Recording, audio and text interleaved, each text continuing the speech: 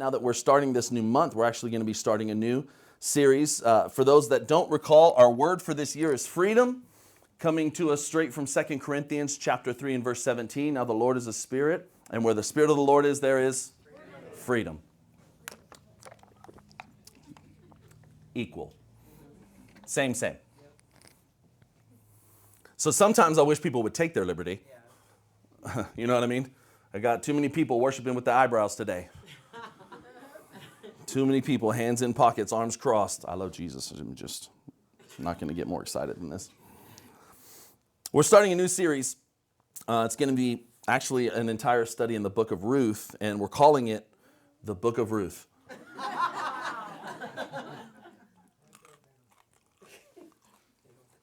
You guys like that? Yeah.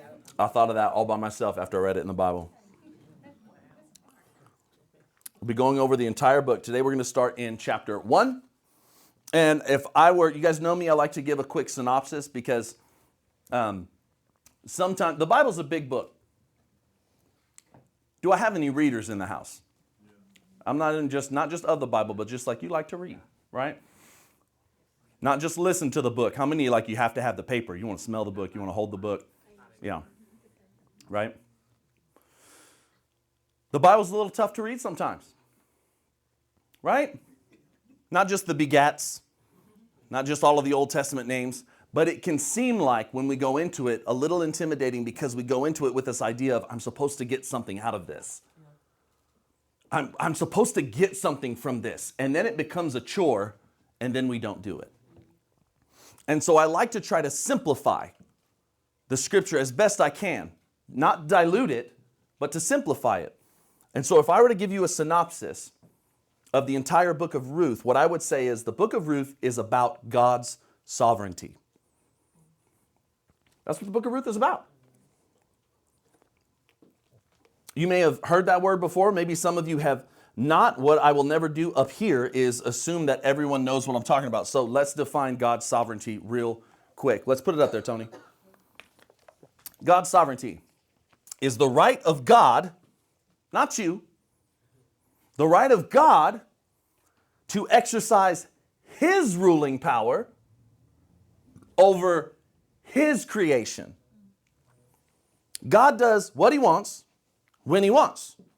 God allows what He wants when He wants. It's all for His purposes. Though we do have the free will to choose, God wastes nothing. So what about when I choose wrong? God won't waste it. Hopefully you'll learn something. That's why I love that song, Good Plans. So I know His plans are good. I know that everything will work together for good. Doesn't mean everything is good. But because I know everything will work together for good, I'm not going to be afraid. I'm not tripping if I'm in a desert or in a valley. Doesn't always have to be a mountaintop or a garden. My seasons don't always have to be lush and filled with much fruit. In fact, I don't know about some of you guys, but I've been through some pruning seasons. That's not fun. I'm sure that if a rose bush could, it would scream when you pruned it. Thank God it can't. My house is surrounded with them. It is the right of God to be God. He's sovereign. We question Him still. We question that sovereignty, even though we view it from our own temporary life and not from eternity as He does. But that's God's sovereignty. Let's get to Ruth now. We're going to get through this. We're going to read most of it. We're not going to read necessarily all of it. Ruth chapter 1, let's go through verses 1 through 5 first. Now it came about in the days when the judges governed that there was a famine in the land. There was a famine in the land where? Like that didn't give us very much information. Now it came to pass that in the days when the judges governed. If you were to read before, Ruth is actually right after Judges. So it's letting you know in Israel, for the people of Israel, the people of God, God's chosen, God's promised. It came to pass in those days when the judges governed that there was a famine in the land. And a man from Bethlehem in Judah went to reside in the land of Moab with his wife and his 2 sons. The name of the man was Elimelech. That is how you say it. Elimelech. And the name of his wife, Naomi. And the names of his two sons were Mahlon and Chilion, Euphrates of Bethlehem in Judah. So they entered the land of Moab, watch this, and remained there. They remained there. Then Elimelech, Naomi's husband, died, and she was left with her two sons. And they took for themselves Moabite women as wives. The name of the one was Orpah. No.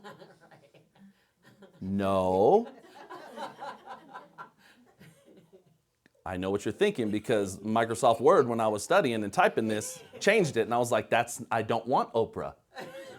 I'm not trying to put Oprah down. I'm trying to put Orpah, because that's her name. And the name of the other was Ruth. Hi, Ruth. And they lived there about 10 years. So they leave the promised land because of a famine. They remain there. And they don't just remain there until they're fed. They live there for a decade. And they even take for themselves as wives these sons of the promise, Moabite women, pagan women. Then both of the sons also died. And the woman, Naomi, was left without her two sons and without her husband. So, this is so sad. This is so sad. Ruth takes place, as I said, towards the end of the time of Judges in Israel. We know that there were some heroes in the time of the Judges, right? And if you don't, maybe you've heard some of their names. Gideon was one of them. Samson, maybe you've heard some of that story. Deborah. Remember Deb.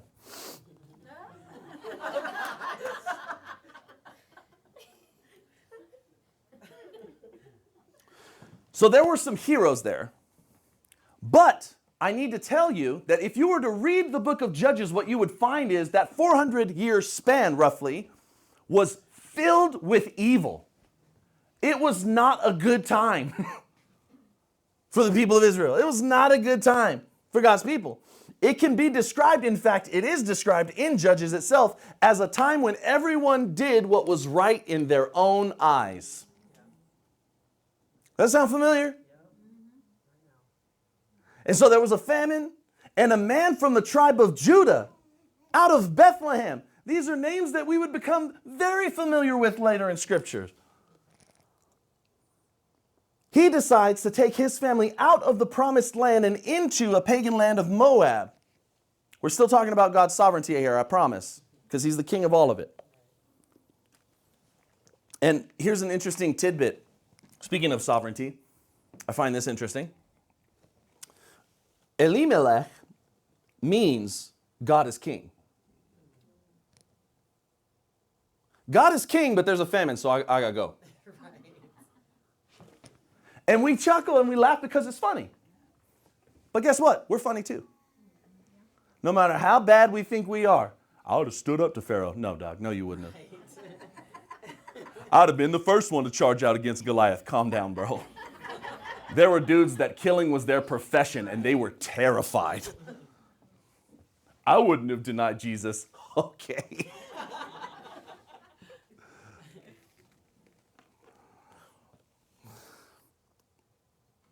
Yet during this time of famine, when a child of God should be turning to him for provision, Elimelech goes toward the pagan land of Moab. Let me ask you a question, rhetorical. Where do you turn when things get difficult? When things get hard, where do you turn? Some people isolate. Some people turn to their families. Some people turn to their friends because they can't trust their families. They don't like their families, so they can turn to their friends. Do you turn to God, who has these good plans that we were just singing about? These good plans for me. So I'm going to take heart in deserts and gardens, even in famine. I'm coming to you. Or do you turn inward or toward other places that will distract you? What happens in Moab? We just read it. Naomi's husband dies. Her sons take Moabite women as wives, then they die. Now Naomi is left in the worst possible position that a woman could be in at that time. She is left with no sons to care for her after her husband has died. And she's along in years. So it's not like she's going to remarry and have more babies. No husband, no sons. She's destitute. She is in a hopeless situation. And she makes in this hopeless situation a life-altering decision. She decides that she's going to return to the promised land. She decides that she's going to go home. She leaves behind the life that she's lived with her husband and her sons this last decade, and she goes home. She goes to her people. She goes to God's people. She returns to the land of El Shaddai because she remembers this one thing, Yahweh Tikva, which is the Lord our hope. She has this awakening, but only has it after she's lost everything. I don't understand why all this bad stuff is happening to me. God isn't doing the bad stuff, but perhaps He allows it so that you would turn to Him, so that He would be your hope, and not the stuff you have, not the comfort in your life, not the money in your bank account, if you roll like that. I don't know everybody here. Some of y'all might roll like that. But when all hope seems lost, we can always come home. We can always come back to God. Watch what happens in verses 6 through 9. Then she, Naomi, arose with her daughters-in-law to return from the land of Moab, because she had heard, while she was there, that the Lord had visited His people by giving them food. Oh, famine's over. So she departed from the place where she was, and her 2 daughters-in-law with her. And they went on the way to return to the land of Judah. But Naomi said to her 2 daughters-in-law, Go. Return each of you to your mother's house. And then she blesses them. She says, May the Lord deal kindly with you as you have dealt with the dead and with me. And that word that she uses to bless them is the word that describes when somebody that has more power than another decides to give mercy. So she's saying, you're in a better position than I am. You're in your home, you're with your people, you're with your gods, and you're young. You can go and marry, but you've dealt kindly with me. And so may the Lord also bless you and deal kindly with you. May the Lord grant that you may find a place of rest, each one in the house of her husband. And then she kissed them, and they raised their voices and wept. What a fun message this Sunday before Mother's Day. Even from Moab, God's goodness and provision reaches the ears of Naomi. People couldn't help but talk about it. Even in this land that didn't follow this God, they heard about what this God was capable of. When she hears about it, she wants to go home.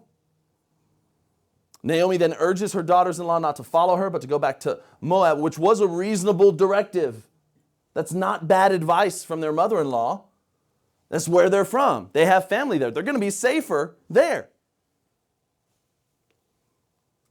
And blesses them, praying that God would provide rest in the house of each of their new husbands, because marriage, husbands and wives, marriage, as God intends, is supposed to be a place and source of rest and peace and refreshment. I see a lot of men taking chances right now. doing some glances. You're taking a chance there. Might not be a lot of peace.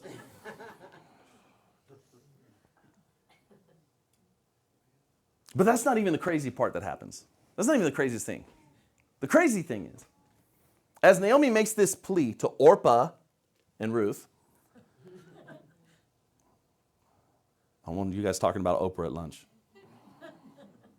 They originally both respond with a Surely we will return with you and your people. In fact, in verses 10 through 13, Naomi pleads her case to the girls again. She's in a hopeless situation and how there would be nothing good for them to experience should they choose to follow her. Because according to Naomi, the hand of the Lord is against her. You guys read it. Don't take my word for it. Go read it. Have you ever felt that way? Have you ever felt like the hand of the Lord was against you? Yeah, we all have, right? Even people that don't believe in God will blame him whenever stuff gets hard.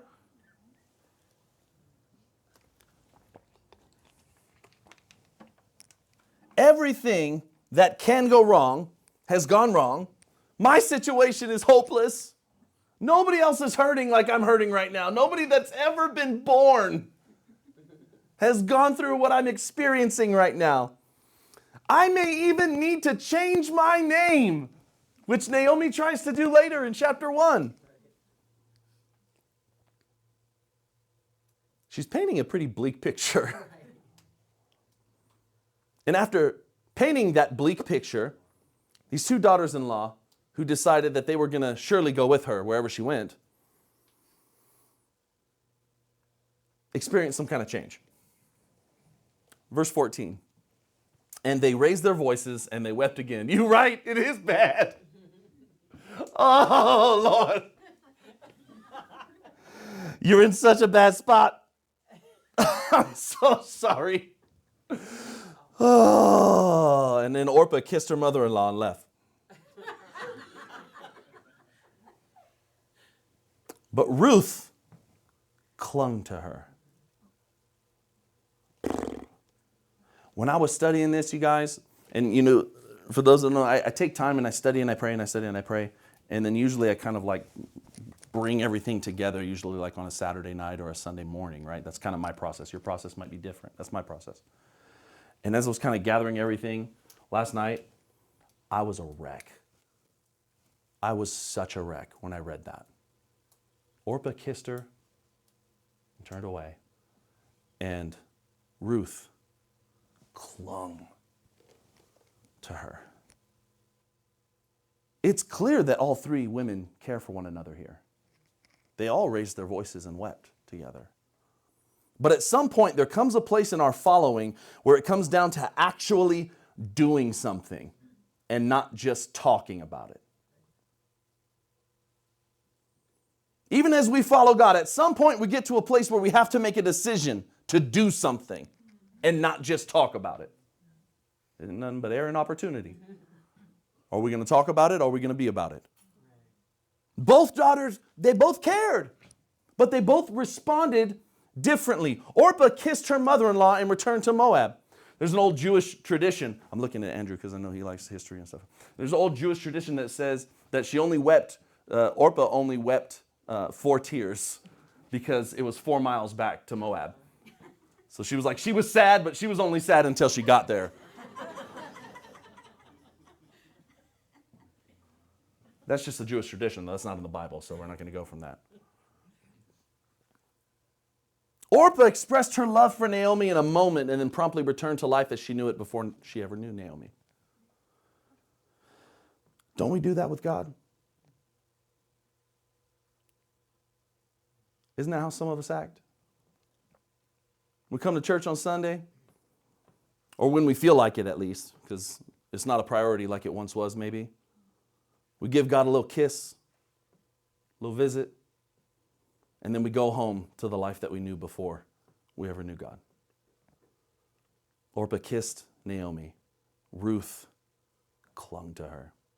Ruth fixed herself to Naomi.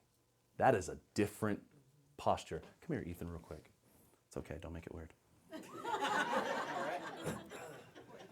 I'm not going to kiss you. I promise.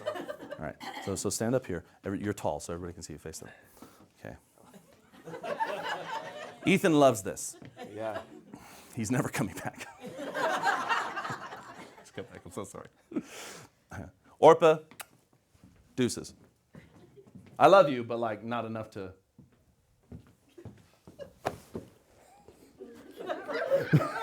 He loves this too. There's a difference. If you can't, just try to get away. Try to go sit down. No, I don't want you to go sit down.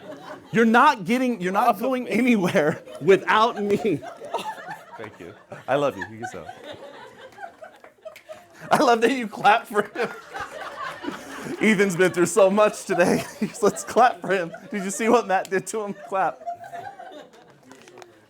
I hope your jacket's good. Ruth said, you're not going anywhere without me.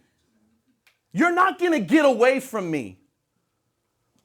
Ruth decides in her heart that this is the life that I will now lead. She fixed herself to Naomi. She doesn't just cling to love and visit her with a kiss, but she clings to her. What about with God? What will we do? Will we kiss or will we cling?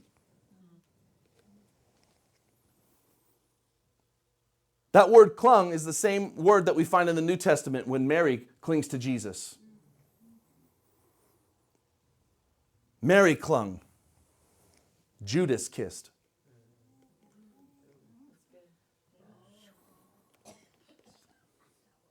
And I pray that we all begin to live a little more like Ruth in our relationship with God and less like Orpah. Watch how Ruth proceeds. Naomi says, look. This is the Pastor Matt translation. Look. Orpah left. She went back to her people and her gods. Go with her. Go with her. But watch what Ruth says. Ruth said, do not plead with me to leave you or to turn back from following you, for where you go, I will go. Where you sleep, I will sleep. Your people shall be my people, and your God will be my God. Where you die, I will die, and there I will be buried. May the Lord do so to me. She don't even believe in this God. But she knows enough about him to know that he's just, and so she's willing to say, I'm going to promise to your God because I know that he'll hold me accountable. May the Lord deal with me or do so to me, and worse, if anything but death separates me from you. When she saw that she was determined, when Naomi saw this is what Ruth is deciding, that she was determined to go with her, she stopped talking to her about it. I guess I got a companion. Look, your sister-in-law has gone back to her people, her gods. Naomi one last time pleads with Ruth, but Ruth has decided to cling to Naomi, forsaking the family she once knew to follow Naomi, forsaking the place that she once called home to follow Naomi, forsaking her people, her history, her gods, her past to follow Naomi. What have you forsaken to follow Jesus? We love to talk about what we get when we follow Jesus. Because a lot of times what we do is we want Jesus and we want all the other stuff too. But when you choose Jesus, the reason why we get blessed, the reason why it's so much better is because we don't have to go back to our past. We don't have to remember our history. We don't have to be caught up in the past things that we've experienced or even the generational legacies that have gone before us, because we can cling to Jesus and move forward. Are you willing to forsake the life that you once lived? Say it, baby. See, she knew. She said, ooh. Are you willing to forsake the life you once lived? Are you willing to forsake the people that you once ran with? Are you willing to forsake that version of yourself that you once thought was the real you? Are you willing to forsake your life for the sake of giving that life to Jesus?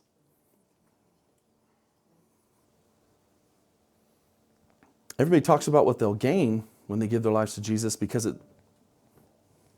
that's all they want to focus on. I want to have what I've had plus Jesus. Is that possible? Can I still do everything that I want to do? Make all of my own choices for me selfishly and still follow Jesus? Is that possible? No. And what it's done is it's caused us to live a very lukewarm experience where we kiss God on Sundays, or when we need something and then we do what we want the rest of the time. It's caused us to live life according to the God that we see in the mirror and not the Jesus of the Bible.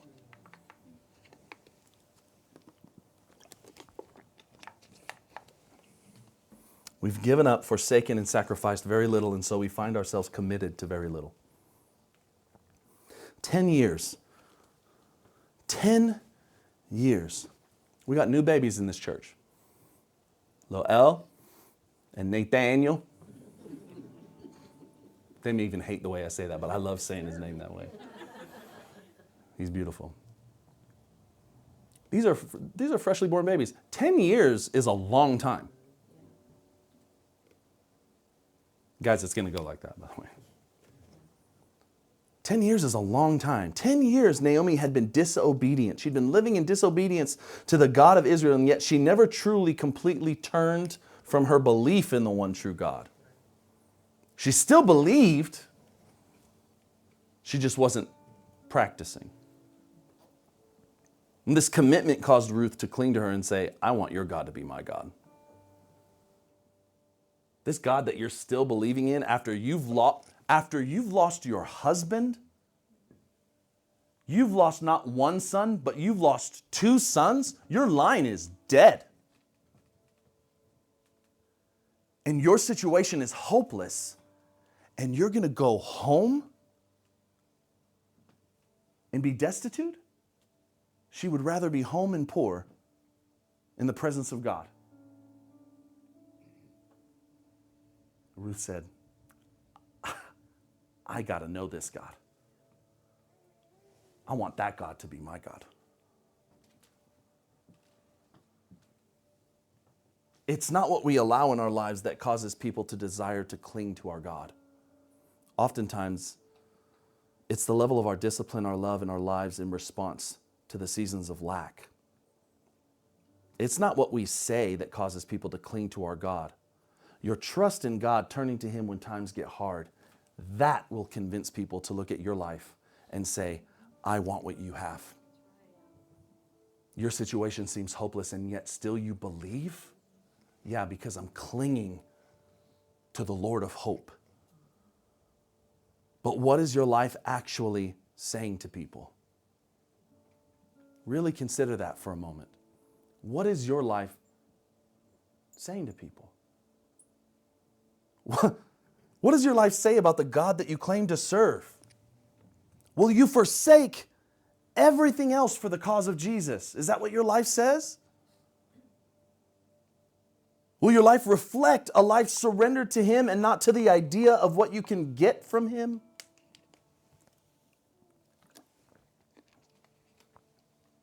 It hits me deep today, not because I wrestle with it alone, but because I care for those in my life, and I deeply desire for all those I call my family and friends, and all those here to commit to Christ in the way that He's already committed to us.